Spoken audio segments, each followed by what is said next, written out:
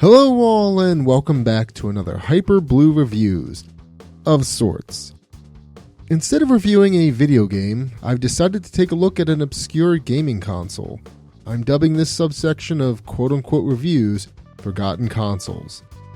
Today, I'm going to take a look at the Action Max system and all of its games, discuss the console's history, and what I like and dislike about the system.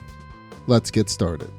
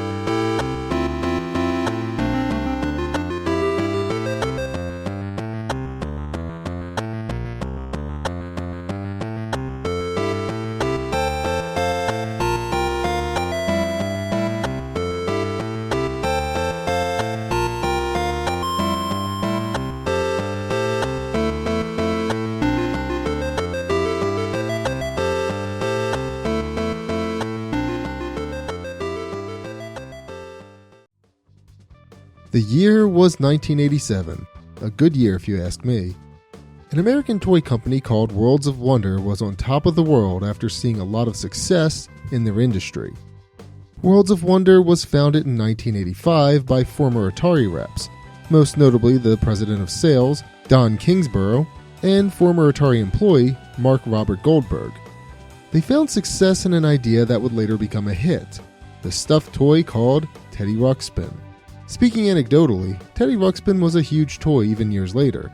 I had one growing up. Didn't work well, but I was a dumb kid, so I probably didn't use it right. Back to Worlds of Wonder though. In the following year, Worlds of Wonder released a home version of laser tag called Laser Tag, with a Z. They also used this popularity to convince a small video game retailer to partner with them for distribution. Some company called Nintendo? I don't know, I've never heard of them. After this, Worlds of Wonder saw fit to enter the video game market themselves with their very own console, the Action Max. The Action Max hit store shelves with a launch price of $69. Nice. And it went well, right? Well, not exactly. Obviously, or it wouldn't be on an episode called Forgotten Consoles. Worlds of Wonder's success was short-lived. In 1987, their toys saw waning sales and interest. This eventually led to Nintendo breaking away from their partnership with the toy company. Worlds of Wonder sadly closed in 1991, sending the Action Max straight to the bargain bin. Some of Worlds of Wonder's toys were bought out by other toy companies. These toys would be revamped and modernized for later generations, which is why I've heard of and owned these toys. Like I said, I did have a Teddy Ruxpin, and I even had one of the laser tag sets when I was younger, but they were the 90s versions of both. Sadly though, there's one Worlds of Wonder toy that didn't make waves in the industry, and that's the Action Max. Why is that though? Well, let's take a look at the console and discuss why. This is identified as substantial buildup of hostile forces right here in our own backyard. And I'm giving you the green light to clean them out. Gentlemen, you're the best. Get up there and prove it. Okay, boy, let's kick some. I've got him. Watch your back. Moving down the right side. He's on me. Pull out, pull out. Now your way. Keep on him. Action Max for your VCR. Yeah. If it were any more real, it wouldn't be a game. The Action Max was packaged with the console, registration card, a scorecard / information sheet, the score signal, a set of stereo headphones, the game pistol, and a packaged game. The Action Max features nothing but rail shooter games, but that may be a bit of a misnomer. The term game may be a bit disingenuous in this case, if I'm being honest. The game is actually a VHS tape that plays a 15 to 20 minute short that has an intro sequence, a long gunner section, and a short outro. So how does one play a VHS? That's a good question, and the answer is, you don't.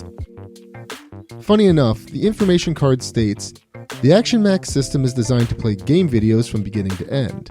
Do not rewind a game videotape in the middle of gameplay. This may result in hits not being recorded or loss of score. If you must rewind during play, rewind it to the opening title of the program and reset your game system.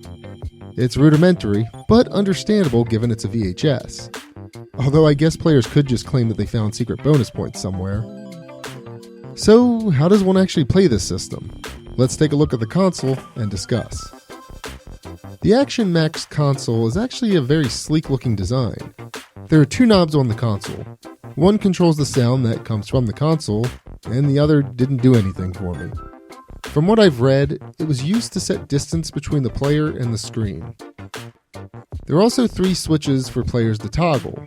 One changes the game setting from normal to special, one turns the console on and off, and the third one sets the player. Yes, two players can play this, but it's more like taking turns and not actual multiplayer. The console has two aux ports in the front of it. One is for headphones and the other is for the light gun. There are two more in the back. One is for the score signal and the other is for another wire that I couldn't really figure out what it was for. I believe it might be to connect the VCR to the TV, but I'm not sure. There's also a switch to mute the console. The system itself requires 4C batteries or a power cord. Unfortunately, mine wasn't packaged with a power cord, and I don't think that power cord was actually packaged with any of the systems if I'm being honest. The Action Max itself doesn't run the VHS tapes, so players will need a VCR in order to play the games. The Action Max registers the shot through light gun features. The small circle that pops up on the screen provides the target that players are required to shoot with the gun. It's basically Duck Hunt, although it doesn't really operate the same. With Duck Hunt, when players shoot, the screen goes black except for the target. If the gun was focused on the target, then it was supposed to register as a hit. In this case, the Action Max does not make the screen go black. It just tries to register if the player was pointing at the circle. This makes the TV brightness and contrast settings paramount to playing the game. Whether a player hits a target or not is indicated by the score signal. Players can attach this bad boy to the screen with a suction cup that's attached to it. It flashes if players connect with the shot. When the player hits the target, the counter in the console increases by 1. Alright, enough of that. Let's actually pop in Sonic Fury and try this bad boy out. Welcome to final exams, Lieutenant. This is where we find out if you're good enough to fly with the Sonic Fury. Something out there closing fast. Must be right on top of us. Watch today's 2 o'clock, 2 o'clock! Whoa! Where'd he come from? Lost him in the sun. How did he get past radar? Part of the exercise or what? 12 o'clock, 12 o'clock. I see him, Chief. Don't come back from Rocket Robin? How come no radar? All right! What a move! You said it. Great flying, Ace. Alright, let's look at my total. Oh, I guess I forgot to plug in the score signal. Oh, and I'm using an LED TV, so I can't actually play the game. So, the score signal is supposed to light up when the gun registers a hit. I guess players could hit the target multiple times? Well, like I said before, the game is a VHS, so it doesn't know if you miss. It's all on the honor system. Another thing I noticed is that the trigger on the gun sticks a bit, but this is probably due to the age of the device. But maybe it's like that to reduce the number of hits a player can get. Yeah, again, I'm not sure. So that's really all there is to say about the Action Max system. It's an interesting concept that doesn't really have a whole lot of replay value. In fact, I'd say that's the major failing of the system, the lack of replayability. Sure, attempting to get the high score is a fun way to spend an afternoon, but the game never changes, so players will be left with the same sequence replaying over and over again. It kind of reminds me of Night Trap and other FMV games, but at least players get to choose scenes to watch and have some input that changes from one playthrough to the next. Maybe there would be value added for the option of 2 players playing at the same time, but that would be impossible given the setup. Unless you had a second system, I guess. It would also be another thing if the videos were interesting to watch, but as I mentioned, it's a video with a short intro and outro with a lot of random action in between. Some are more palatable than others, but at that point, you're just watching a short film.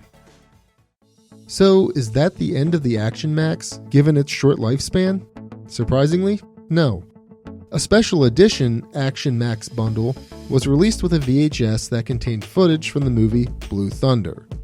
I came very close to purchasing this bundle at one point, but it slipped through my fingers. The Action Max Blue Thunder VHS is actually really rare and hard to find, and I do mean hard to find. I'd say a copy pops up on eBay once a year, and it normally goes for around $300 on average. With the addition of the Blue Thunder VHS, there were a total of 5 VHS tapes released for the Action Max. There was a 6 VHS tape planned for release.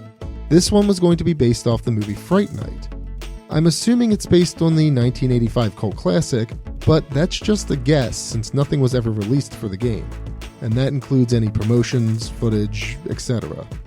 I'm actually curious to know what scenes they were going to use because I can't remember many vampire attack scenes. They more than likely would have made up scenes for the game, but you never know. It's kind of cool to imagine what could have been if the Action Max wasn't shelved. I imagine the license fees would probably cost more than they were making as well, so there's also that. So that's the Action Max. A game system that's only a video game console by default because it literally merges video media with simple gameplay. And I guess it has a library? I don't know.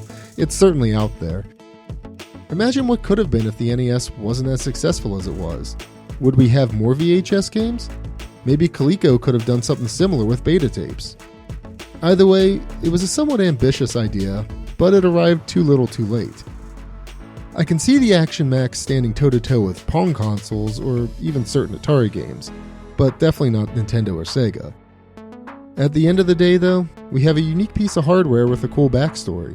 We have some interesting gameplay footage, and some fun gameplay. Well, I mean, you get out what you put in, I guess.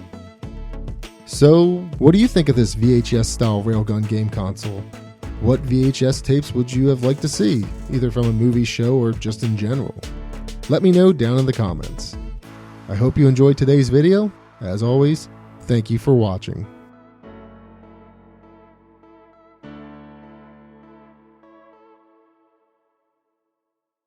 Hey y'all, a beta version demo of my game, Tales of Hyperia the Crimson Knight, is available to play over at my itch.io page. The link is down in the description. The final demo version is set to release by the end of the year, and will see massive improvements and upscaling. Make sure you stay tuned for updates.